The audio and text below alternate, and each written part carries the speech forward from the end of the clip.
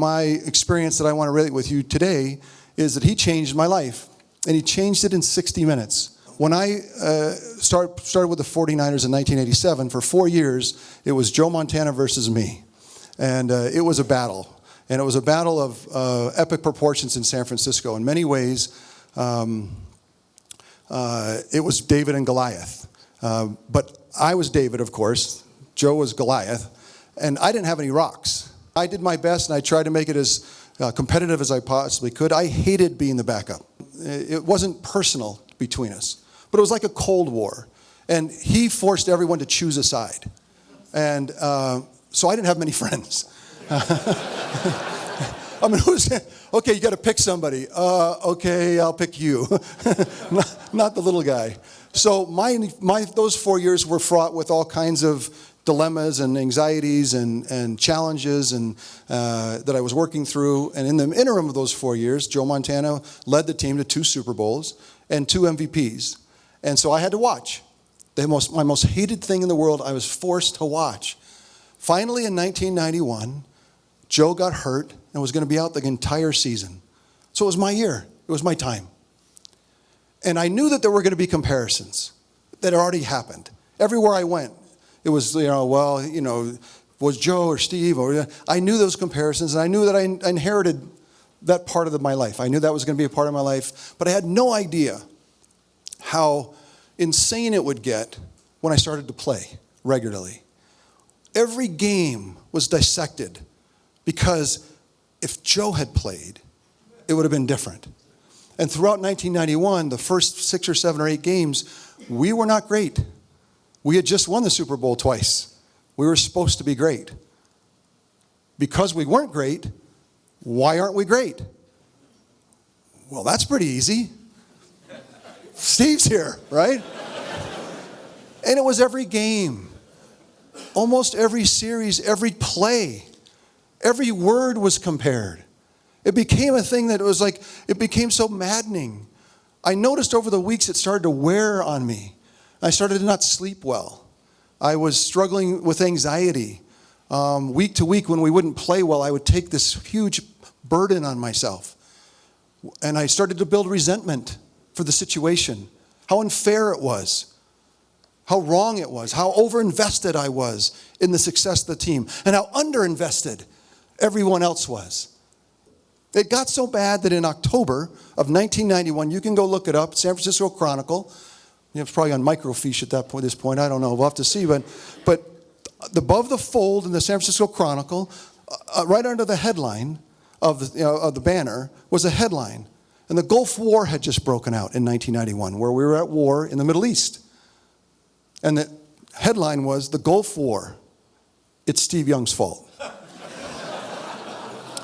Super funny, right? But for me, a guy that had built up now weeks and now months of continual anxiety and almost depression, when you stop sleeping well and you're really struggling to eat, you're struggling at work, you're battling, you're fighting with everything you get, you give every ounce of yourself every week to no success, and everybody is knee-jerk, true response of why it's not going well is, Steve's not here. I mean, Joe's not here. It's Steve's fault. And epitomized by this headline. I needed to get away. I saw Christmas out in the future, and I didn't know how I was going to get there. How in the world am I going to live long enough to make it through this season? So I get on the plane, and I sit down next to this bald guy. I say that because we've known each other for a long time, but I had never spent much time with Stephen. I'd been around him. I'd seen him at events. I'd known his kids. They were my friends, but I'd never really had a chance to spend time with him. And so as I sat down, I didn't notice him. And you could imagine, I'm in my own little space, and he nudges me. He says, "Hey, Steve, Stephen Covey." "Oh, hey, how are you?" He goes, "Oh, great, how are you?"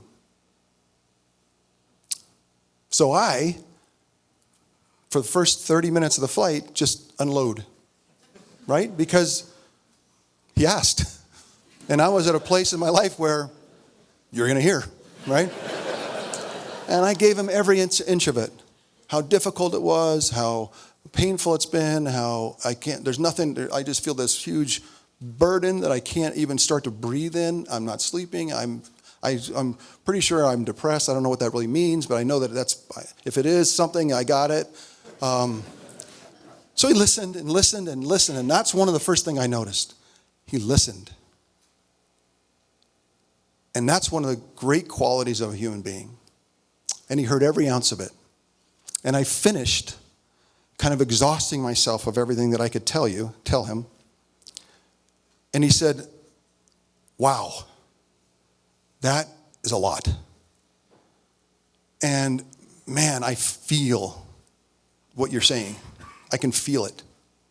Then he said, Steve, can I ask you a couple of questions? I said, sure. He goes, I don't follow football, too much. I know a little bit. My kids play. But I don't follow the pro game very much. I know you're with the 49ers, but tell me about the owner of the team. I said, well, that's Eddie DeBartolo. I go, tell me about him. What kind of guy? Tell me about his management style, what he does. And I said, well, he's amazing. He said, let me ask you another question. Your coach, Bill Walsh, I know about him, but I don't, just what can you tell me? But in telling Stephen about Bill Walsh, that he's forward thinking in everything that he does. Play calling, offense, how he treats us, how we travel, all the things that you worry about to make sure someone's healthy. Now, one last question, Steve. Joe Montana, is he on the team? And I said, Stephen, that's the problem. He said, but let me ask you, if you needed to go to him as a mentor, I know he's one of the great players of all time. If you needed to go to him as a mentor to ask him a question, advice, could you do it? Yeah, sure. I think he'd answer the question. I think he'd give me the advice. No question about that. I thought that might be the case. Steve, I don't know if you know what I do, but I travel the world looking for what I'll call platforms that corporations, business, families, organizations, anybody that has built a platform where the human beings that are associated with that platform are given the opportunity to iterate, to find out how good they can get. And I got to be honest with you, hearing your story and you answering my questions, if I had to say the platform that you have with the 49ers, with the owner and the coach and the mentorship and the opportunity and the nature of their team, I got to be honest with you, Steve. I don't know that I have ever seen a better one.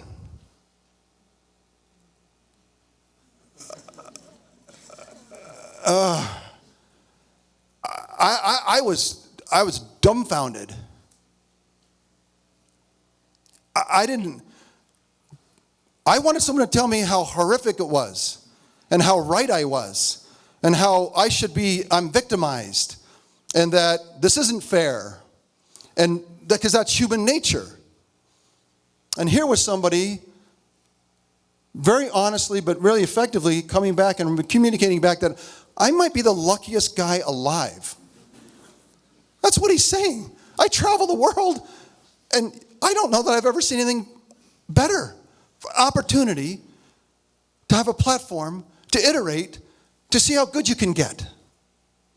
And then, like Yoda, literally with a finger out, and literally make sure that he got me in his eyes, and with his finger out, he said, and asked one last question, do you want to see how good you can get? Because not everybody does. It's a risk. There's a risk. But do you, and I want you to think about it, do you want to see how good you can get?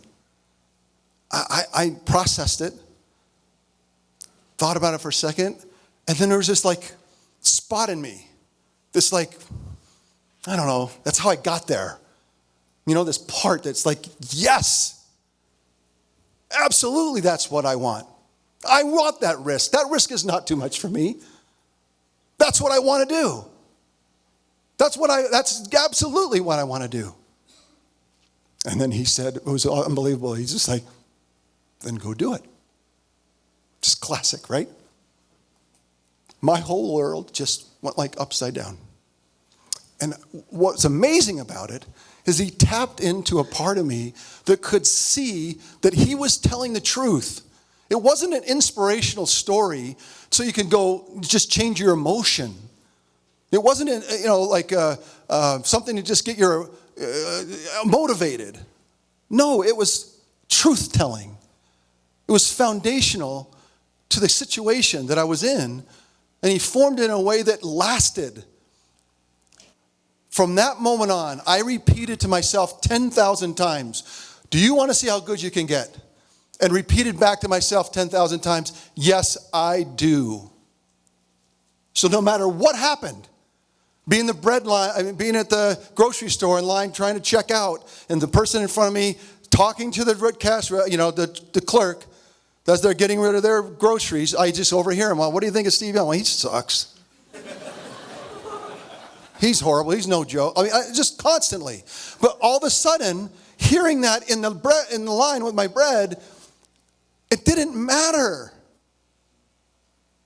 It didn't hit me that way anymore. Because I had this vision that I was about to find out how good I can be. It didn't matter anymore if I was Joe Montana. It just didn't. It changed. And I give you this last little fact only to let you know the incredible difference it had made in my life. That next season, 1992, I won the NFL MVP award. Now, look, you have to do it with a lot of people, and that doesn't happen overnight. That's not alone. But from a depressed, anxiety-ridden pit that I had dug and lived in, I was given the perspective and the foundational elements of what is true. He didn't motivate me with some other example. He motivated me with what was true in my life, what was standing right in front of me. The story, for me, is one that I think embodies Stephen Covey. Because he was rooted in a truth about human beings, about how humans relate and how we could be better. It's magic. It's incredible. In today's society, in today's political environment, we are so fraught with zero-sum game thinking, limited resources, and we're fighting. And that relationship is adversarial, divisive, and someone's going to win and someone's going to lose. And that's how we look at it. And so we're battling, and whatever I get, I get. And whatever you get, you get. And there is no healing. There is no abundance. None. It's not possible. It's zero-sum game. It's how it's looked at foundationally. We need Stephen Covey. We need abundance in relationships. We need the ability, no matter how adversarial the relationship, that fact that it's a relationship needs to find the human values that allow for abundance so that we can see each other, find the common ground, figure out how literally it's win-win.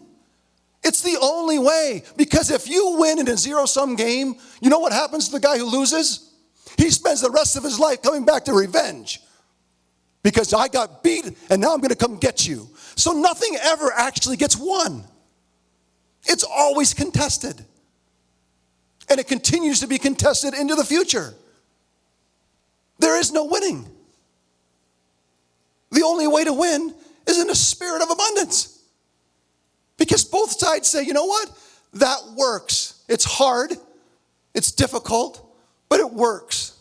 And then I don't have to spend the rest of my life trying to battle back and beat you back. And that's what Stephen spent his life doing. He spent an hour with me and literally changed the trajectory of my life. If I would have stayed in that hole, there was no other way to get out of that hole for me. No other way. I would have sat in there, and I might have beaten my way out of it and tried to claw it and try to figure it out because that was my nature. But I would have not have had an abundance. I would have survived maybe, gotten to Christmas. But there's no way that we were going to feed a success story, one that could really find its momentum, its truth. How good can you get? How many times have I said that to other human beings since then? How much do I beg my own kids to seek this quest to find out how good you can get? Being good matters. Fundamentally. And if I could do anything today, is to give you a sense that every relationship that you have, whether it's intimate at home, with your kids, with your extended families, with your dear friends, or it's as extended as the person that you run into at the red light next to you in traffic. It's a relationship. And in that relationship, can you find the healing and the abundance in it? Can you spend the next weeks, days, hours, minutes, breaths, looking in the relationships that you have, the millions that happen every day, not millions, but thousands, and especially the most intimate ones that you own? Can I find abundance inside of that? Can I be the healing agent that allows for that other person on the other side of the relationship to see how good they can get? Can I free them up to go do that? That is the legacy of Stephen Covey. It's the legacy that he affected my life. Stephen truly believed. I knew it from just knowing him. He believed he could change the world. He knew it and spent his life doing it. So let's keep it going. Thank you very much.